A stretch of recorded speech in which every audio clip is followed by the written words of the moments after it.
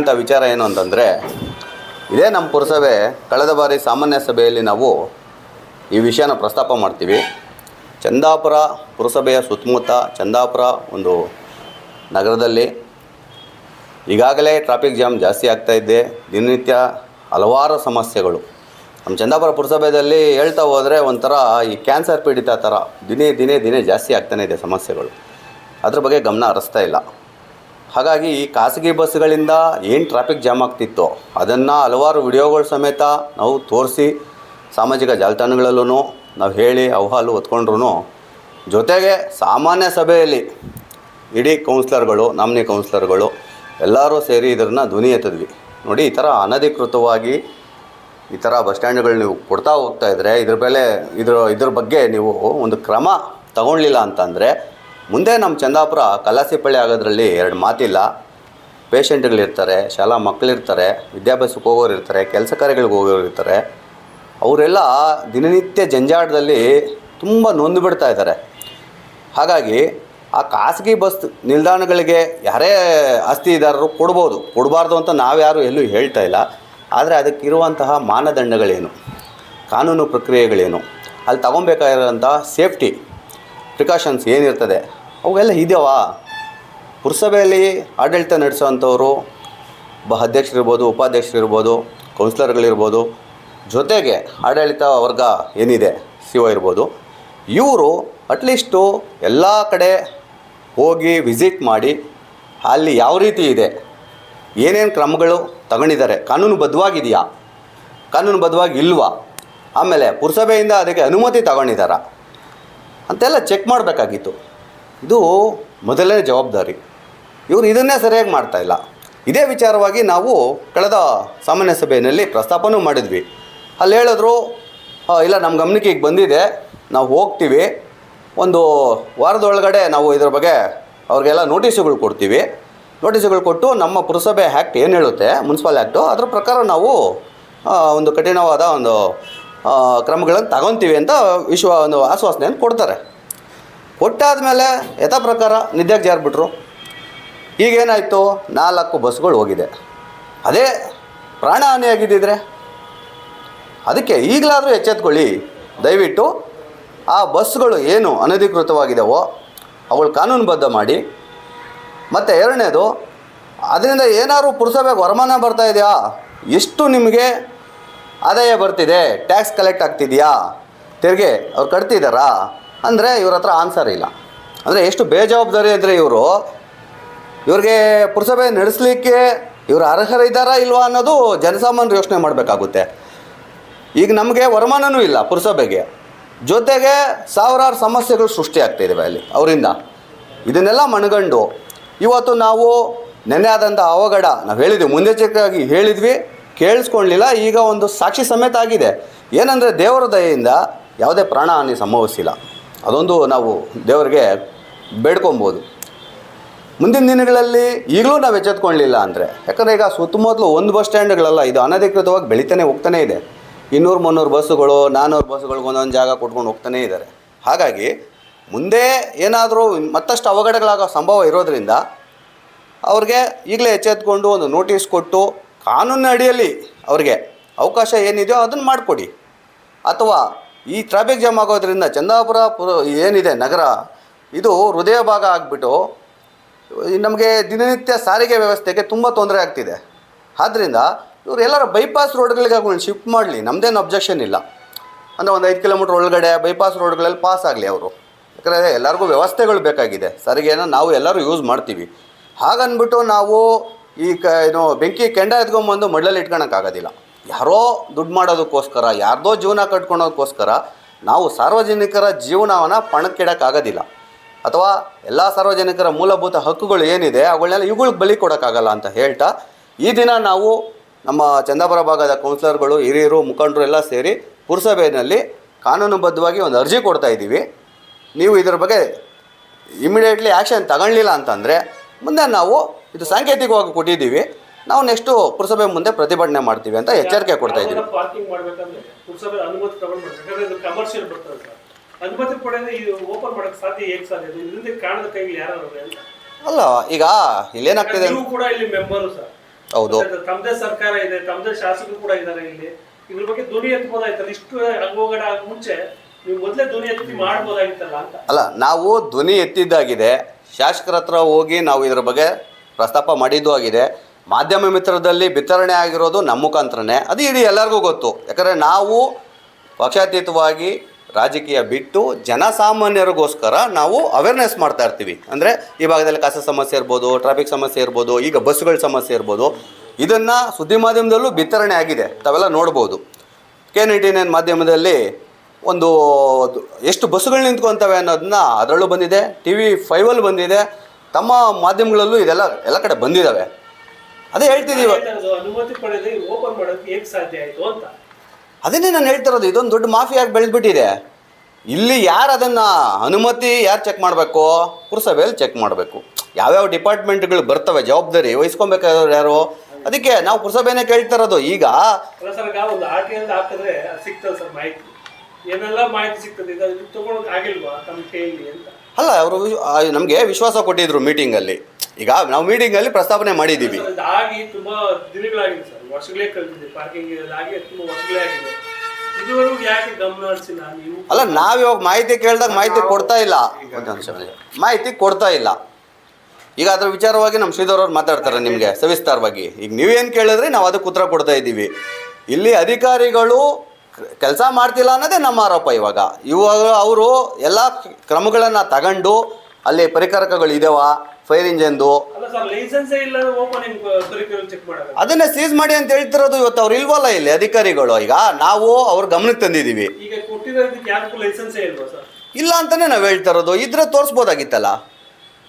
ಈಗ ನಾವು ಮೀಟಿಂಗಲ್ಲಿ ಹೇಳಿದಾಗ ಮೀಟಿಂಗಲ್ಲಿ ನಮ್ಗೆ ಹೇಳ್ಬೋದಾಗಿತ್ತಲ್ಲ, ಇಷ್ಟು ಲೈಸೆನ್ಸ್ ಕೊಟ್ಟಿದ್ದೀವಿ, ನಾವು ಇದನ್ನೇ ಕೇಳ್ತಿರೋದು.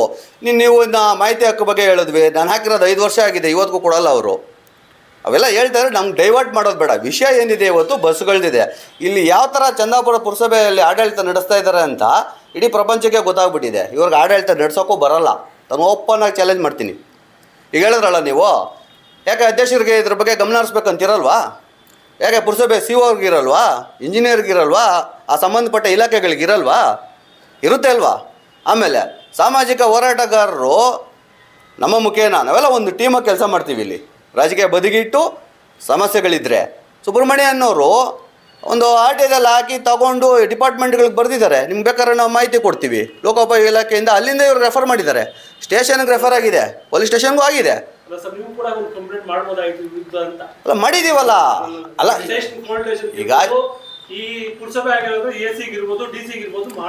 ಈಗ ನಾವೆಲ್ಲ ಇಲಾಖೆಗೂ ಮಾಡಿ, ಹೌದೌದು ಸತ್ಯ ನೀವು ಹೇಳ್ತಿರೋದು. ನಾವು ಮಾಡಿದ್ದೀವಿ, ಮಾಡಿದ್ರೆ ಎಚ್ಚೆತ್ಕೊಂಡಿಲ್ಲ. ನಿಮ್ಗೆ ದಾಖಲೆ ಕೊಡ್ತೀನಲ್ಲ. ಈಗ ನಿಮ್ಗೆ ದಾಖಲೆ ಬೇಕಾದ್ರೆ ನಾನು ಕೊಡ್ತೀನಿ.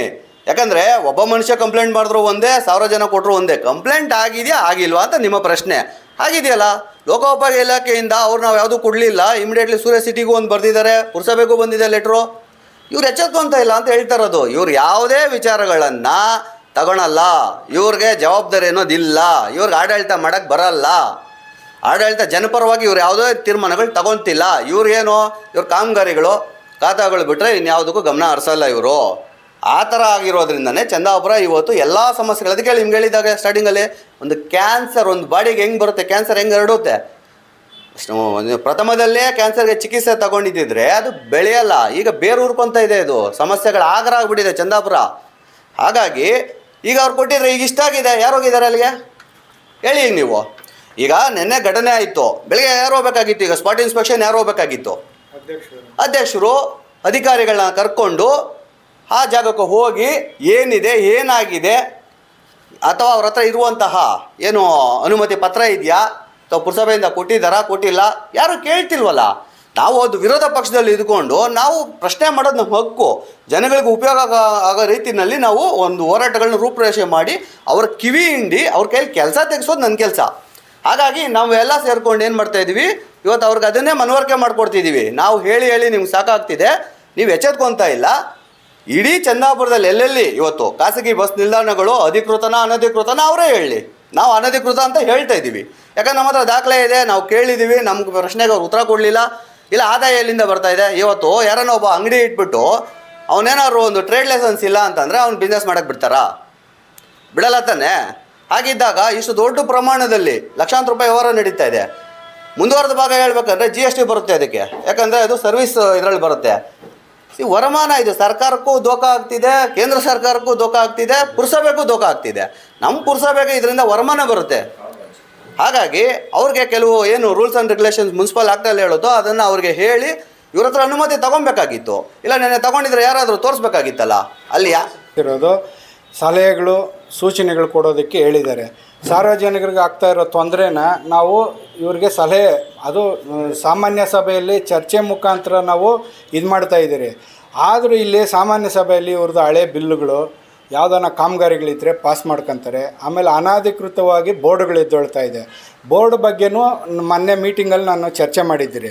ಈ ಬೋರ್ಡಿಗೆ ಪರ್ಮಿಷನ್ ಯಾರು ಕೊಟ್ರಿ, ನೀವು ಕೊಟ್ರೆ ಇಲ್ಲ, ಅದ್ರ ಬಗ್ಗೆ ಕ್ರಮ ತಗೊಳ್ಳಿ ಅಂತ ತಗೊಳಲ್ಲ. ಬೇಜವಾಬ್ದಾರಿ ಅಧಿಕಾರಿಗಳು ಇಲ್ಲಿರೋರೆಲ್ಲ ಬೇಜವಾಬ್ದಾರಿ ಅಂದರೆ ಎಮ್ಮೆ ಚರ್ಮದವರು. ಇವ್ರು ಏನಂದರೆ ಏನು ಹೇಳಿದ್ರು ನಮ್ಮ ಮಾತಿಗೆ ಕಿಮ್ಮಕ್ಕು ಕೊಡ್ತಾ ಇಲ್ಲ. ನಾವು ಶಾಸಕರ ಗಮನಕ್ಕೆ ತಂದಿದ್ದಕ್ಕೆ ಶಾಸಕರು ಹೇಳಿದ್ರು ಮೀಟಿಂಗಲ್ಲಿ ರೆಜುಲೇಷನ್ ಮಾಡಿಸ್ರಪ್ಪ, ಮುಂದಿನ ಕ್ರಮ ನಾನು ಯಾರು ತಗೊಂಡಿಲ್ಲ ಅಧಿಕಾರಿನ ನಾವು ಕರೆಸಿ ನಾನು ಮಾತಾಡ್ತೀನಿ ಅಂತ ಹೇಳಿದ್ದಾರೆ. ಶಾಸಕರ ಅವರ ಅನುಮತಿಯಿಂದನೇ ನಾವು ಎರಡು ಮೀಟಿಂಗಲ್ಲೂ ಇದಕ್ಕೆ ಮುಂಚೆ ಇದ್ದಂಥ ಅಧ್ಯಕ್ಷರಿಗೂ ಹೇಳಿದ್ದೀರಿ, ಈಗ ಬಂದಿರೋ ಹೊಸ ಅಧ್ಯಕ್ಷರಿಗೂ ಸಹ ಮೊನ್ನೆ ಮೀಟಿಂಗಲ್ಲಿ ಹೇಳಿದ್ದೀರಿ, ಅಧಿಕಾರಿಗಳಿಗೂ ಹೇಳಿದ್ದೀರಿ. ಅವ್ರು ಯಾವುದೇ ನಾವು ಏನು ಹೇಳಿದ್ರು ನಮ್ಮ ಮಾತಿಗೆ ಒಂದಿಷ್ಟು ಕಿಮ್ಮಕ್ಕೆ ಕೊಡ್ತಾ ಇಲ್ಲ. ಇದು ಇವ್ರು ಮಾಡ್ತಾ ಇರೋ ಬೇಜವಾಬ್ದಾರಿ. ಸಣ್ಣ ಹೋಟ್ಲು ಮಾಡಬೇಕಾದ್ರೆ ಪ್ರತಿಯೊಂದು ಅನುಮತಿ ಪಡ್ಕೊಂಡು ಮಾಡಬೇಕು ಸರ್. ಇಲ್ಲಿರೋ ಎಲ್ಲರೂ ಬಂದು ಹಾಕ್ತಾರೆ. ಇಷ್ಟೊಂದು ದೊಡ್ಡ ದೊಡ್ಡ ಪಾರ್ಕಿಂಗ್ ಯಾರ್ಡ್ ಮಾಡಿದ್ರು ಕೂಡ ಯಾಕೆ ಯಾರು ಇದ್ರ ಬಗ್ಗೆ ಇದರಲ್ಲಿ ಏನು ಲಾಭ ಯಾಕೆ ಹೋಗ್ತಾ ಇದೆ? ಲಾಭ ಏನಂದರೆ ಅನುಮಾನ ಬರ್ತಾ ಇದೆ ನಮಗೆ. ಮಾಹಿತಿ ಏನಂದರೆ ನಮಗೆ ಖಚಿತವಾಗಿ ಗೊತ್ತಿಲ್ಲ. ನಮ್ಗೆ ಕಾಣದ ಕೈಗಳು ಇದರಲ್ಲಿ ಕೈವಾಡ ಇದೆ ಅಂತ ನಮಗೆ ಅನ್ನಿಸ್ತಾ ಇದೆ. ಯಾಕಂದರೆ ಇಷ್ಟು ದೊಡ್ಡ ಪಬ್ಲಿಕಲ್ಲಿ ಹಗರಣ ನಡೀತಾ ಇದ್ದರು.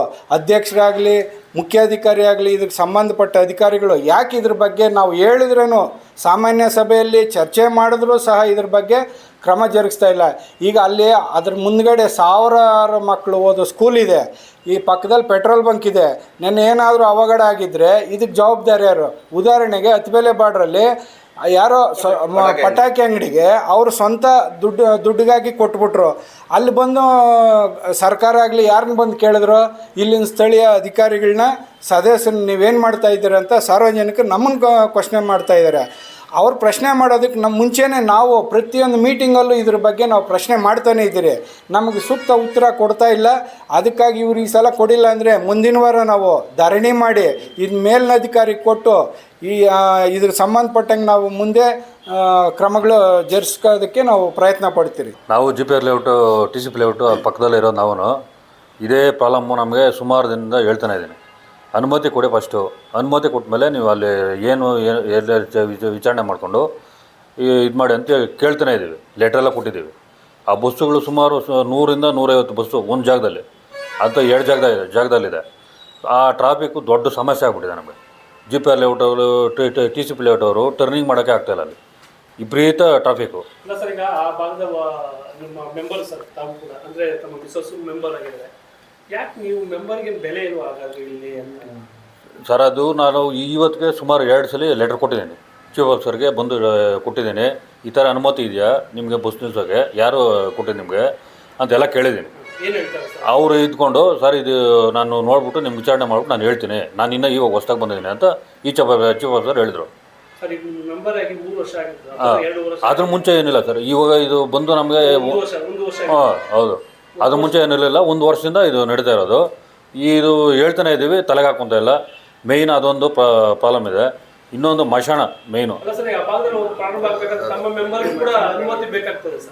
ಅನುಮತಿ ಯಾರು ಕೇಳಲಿಲ್ಲ ಸರ್. ನಮ್ಮನ್ನು ಇವತ್ತಿಗೂ ಯಾರೂ ಕೇಳಿಲ್ಲ ಅನುಮತಿ. ಹೌದು, ನಮಗೇನು ಗೊತ್ತೂ ಇಲ್ಲ, ನಾವು ಅದ್ರ ಬಗ್ಗೆ ಕೇಳೂ ಇಲ್ಲ. ಅವರಷ್ಟು ಅವರೇ ಏನು ಮಾಡಿದಾರೋ ನಮ್ಗೆ ಗೊತ್ತಿಲ್ಲ ಅದ್ರ ಬಗ್ಗೆ. ಇಲ್ಲಿ ಮೇನ್ ಸಮಸ್ಯೆ ಏನು ಅಂತಂದರೆ, ಕೆಲವು ವರದಿಗಳು ಈಗ K19ನಲ್ಲೇ ಬಂತು, ತಾವೆಲ್ಲ ನೋಡಿದ್ದೀರಾ.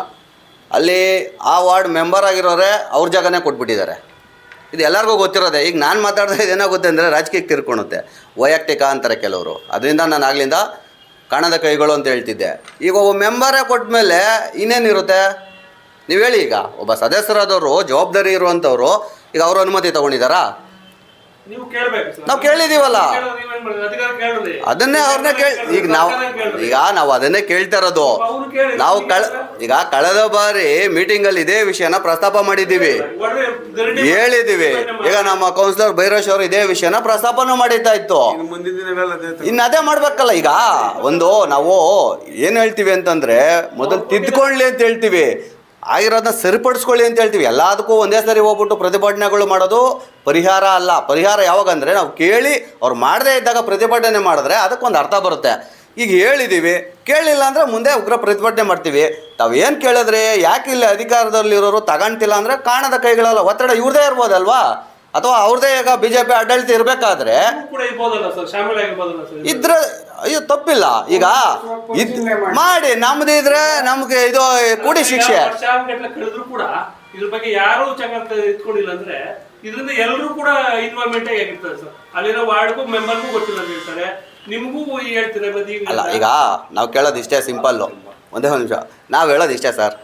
ಈಗ ನಮ್ದಿದ್ರು ಒಂದು ವಿಚಾರಣೆಗೆ ಹಾಕ್ಲಿ, ತನಿಖೆ ಮಾಡಲಿ, ಅಧ್ಯಕ್ಷತೆಯಲ್ಲೇ ಮಾಡಲಿ, ಇಲ್ಲ ಒಂದು ತನಿಖಾ ಸಮಿತಿನೇ ಇದು ರಚನೆ ಮಾಡಲಿ, ಯಾರ್ದಿದ್ರೆ ಅವ್ರನ್ನ ಬೀದಿಗಿಡಿ, ನಮ್ದೇನಿಲ್ಲ. ಈಗ ನಮ್ದಿದ್ರೆ ದಿನ ಬೆಳಗಾದ್ರೆ ಸಾಮಾಜಿಕ ಜಾಲತಾಣದಲ್ಲಿ ಹೋರಾಟ ಮಾಡ್ತಿರೋದೇ ನಾವು. ನಮಗೂ ಒಂದು ಲಿಮಿಟ್ ಇರುತ್ತೆ, ನಮ್ಮ ಲಿಮಿಟಲ್ಲಿ ನಾವು ಹೋರಾಟ ಮಾಡಿದ್ದೀವಿ. ನಾವು ಸ್ವಚ್ಛವಾಗಿರೋದಕ್ಕೆ ಸ್ವಾಮಿ ನಾವು ಹಾಕ್ಕೊಂಡು ಎಲ್ಲರನ್ನೂ ಏನು ಹೆಸರುಗಳ ಸಮೇತ ಹೇಳ್ತಾ ಇದ್ದೀನಿ. ಇವಾಗ ನಾನು ಭಯ ಬಿದ್ದನಾ? ಇಲ್ವಲ್ಲ, ನಾನು ಓಪನ್ ಆಗಿ ಹೇಳ್ತಾ ಇದ್ದೀನಿ. ಒಂದು ಬಸ್ ಯಾರ್ಡು ವಾರ್ಡ್ ನಂಬರ್ 20 ಸದಸ್ಯರ ಜಮೀನಲ್ಲೇ ಇದೆ. ನೀವು ಕೇಳಿದ್ದಕ್ಕೆ ಮತ್ತು ಆ ಜಮೀನು ಕೊಟ್ಟ ಮೇಲೆ ಅಲ್ಲಿ ಅಧಿಕೃತವಾಗಿ ಕೊಟ್ಟಿದ್ದಿದ್ರೆ ಎಲ್ಲ ಕಡೆ ಅಧಿಕೃತವಾಗಿ ಇವ್ರು ಕೊಡಬೇಕಾಗಿತ್ತು. ಅಲ್ಲೂ ಕೊಟ್ಟಿಲ್ಲ ಅಂದಾಗ ಅದೇ ಮಾಫಿಯಾ ಒಂದು ಕಡೆ ಬಂದು ಕುಂತ ಮೇಲೆ ಅದು ಸುತ್ತಲೂ ಊರೆಲ್ಲ ಹರಡ್ತದೆ. ಹಂಗೆ ಈಗ ಎಲ್ಲರಿಗೇನಾಗಿದೆ, ದುಡ್ಡಿನ ವಿಚಾರ, ಎಲ್ಲ ಬಾಡಿಗೆ ಜಾಸ್ತಿ ಬರುತ್ತೆ, ನನಗೇನು ದುಡ್ಡು ಬಂದರೆ ಸಾಕು, ಯಾವ ನೆಲ್ಸತ್ರ ನಮಗೇನು ಅನ್ನೋ ಥರ. ಇದನ್ನು ಜನಗಳಿಗೆ ಓಟ್ ಹಾಕಿ ಗೆಲ್ಲಿಸೋದ್ರಲ್ಲ, ಅವರು ಕೇಳಬೇಕು. ಇವತ್ತು ಎಲ್ಲರೂ ಬಂದು ಕೇಳಿದ್ರೆ ಮಾತ್ರ ಇದಕ್ಕೊಂದಿದು. ನನ್ನ ಕೆಲಸ ನಾನು ಮಾಡ್ತಾಯಿದ್ದೀನಿ. ಪಾರ್ಕ್ ಜಾಗನೆಲ್ಲ ಇವರು ಸ್ಕೂಲು, ಆಮೇಲೆ ಈ ಚೌಟ್ರಿ ಅವೆಲ್ಲ ಏನು ಅಗತ್ಯ ಇಲ್ಲ. ಅಲ್ಲಿ ದೇವಸ್ಥಾನ ಮಾಡಬೇಕಾಯ್ತು, ಮಾಡಿದರೆ ಮಾಡಿದ್ಮೇಲೆ ಅದ್ರ ಪಕ್ಕದಲ್ಲಿ ಚೌಟ್ರಿ ಏನಕ್ಕೆ ಬರಬೇಕಾಯ್ತು? ಇವಾಗ ಪಾರ್ಕ್ ಜಾಗದಲ್ಲಿ ಸ್ಕೂಲ್ ಏನು ಕಟ್ಟಬೇಕಾಯ್ತು? ಅವ್ರು ಕೇಳಿದ್ದು ನಮ್ಮ ದೇವಸ್ಥಾನಕ್ಕೆ ಕಿಚನ್ ಬೇಕು ಅಂತ ಹೇಳಿದರು. ಕಿಚನ್ ಬಿಟ್ಟು ಇವಾಗ ಸ್ಕೂಲೆಲ್ಲ ಏನಕ್ಕೆ ಮಾಡ್ಕೊಂಡ್ರು? ಯಾರು ಅನುಮತಿ ಕೊಟ್ಟು ಅದಕ್ಕೆ?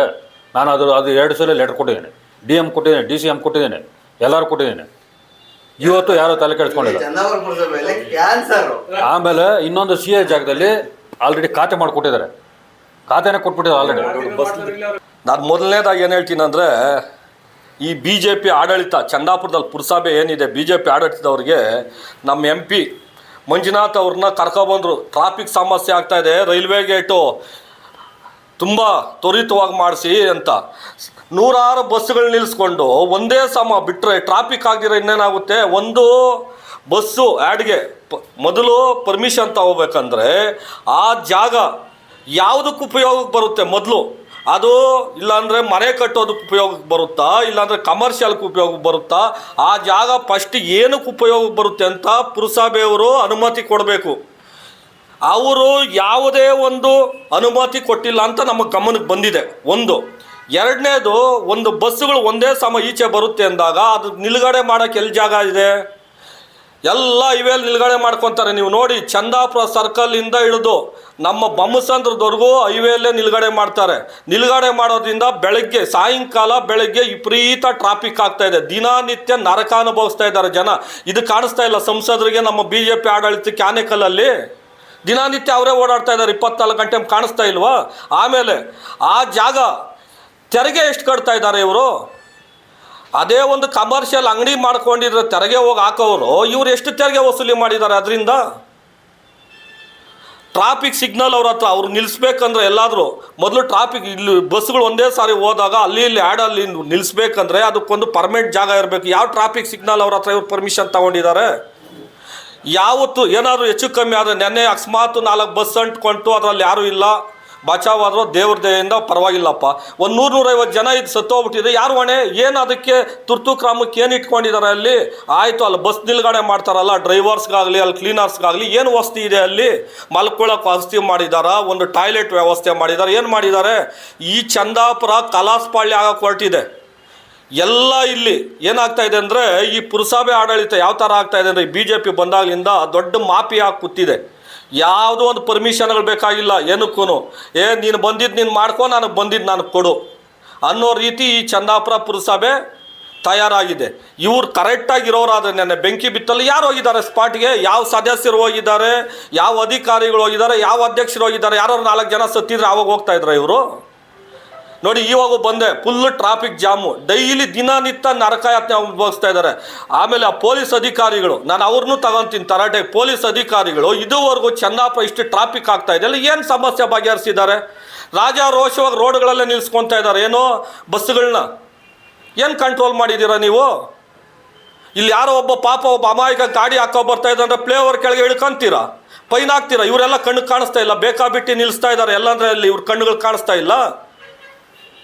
ಅಷ್ಟು ಬೆಂಕಿ ಅಂಟ್ಕೊಂಡಿದೆ. ಅಗ್ನಿಶಾಮಕ ದಳದವ್ರು ಬಂದರು, 4 ಹನಿ ಹಾಕಿದ್ರು, ಅವ್ರು ಆರಿಸಿದ್ರು, ಹೋದ್ರು. ಅವ್ರೇನು ಕ್ರಮ ತಗೊಂಡಿದ್ದಾರೆ? ಮೊದಲನೇದಾಗಿ ಈ ಪುರಸಭೆ ಆಡಳಿತ ಯಾವ ಥರ ಆಗಿದೆ ಅಂದರೆ, ಬಳ್ಳಾರಿಯಲ್ಲಿ ಇತ್ತಲ್ಲ ರಿಪಬ್ಲಿಕ್ ಬಳ್ಳಾರಿ, ಆ ಥರ ರಿಪಬ್ಲಿಕ್ ಚಂದಾಪುರ ಮಾಡಕ್ಕೆ ಹೊರಟಿದ್ದಾರೆ ಅಂತ ನಾನು ಹೇಳಕ್ಕೆ ಇಷ್ಟಪಡ್ತೀನಿ.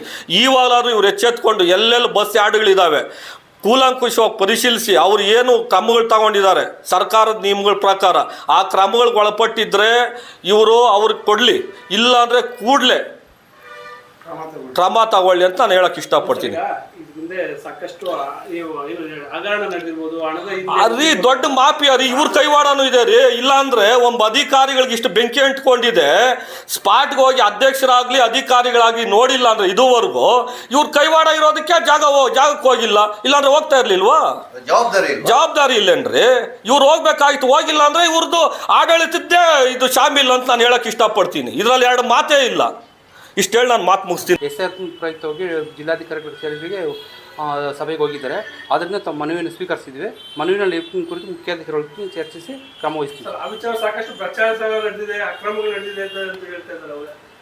ಇದ್ರ ಬಗ್ಗೆ ಮುಖ್ಯಾಧಿಕಾರಿ ಅಧ್ಯಕ್ಷರ ಜೊತೆ ಮಾತಾಡಿ ನಾವು ಪರಿಶೀಲನೆ ಮಾಡಿ ಕ್ರಮ ವಹಿಸ್ತೀವಿ ಸರ್. ಆಯ್ತು. ಸಾಮಾನ್ಯ ಸಭೆಯಲ್ಲಿ ಕೂಡ ಚರ್ಚೆ ಆಗಿದೆ ಅಂತ ಹೇಳ್ತಾ ಇದ್ದಾರೆ. ಸಾಮಾನ್ಯ ಸಭೆಯಲ್ಲಿ ಚರ್ಚೆ ಆಗಿರುತ್ತೆ. ಇನ್ನೂ ಅಧ್ಯಕ್ಷರು ಮತ್ತು ಮುಖ್ಯಾಧಿಕಾರಿಗಳೊಂದಿಗೆ ಮತ್ತೊಮ್ಮೆ ಪರಿಶೀಲಿಸಿ ತಮ್ಮ ಮನವಿ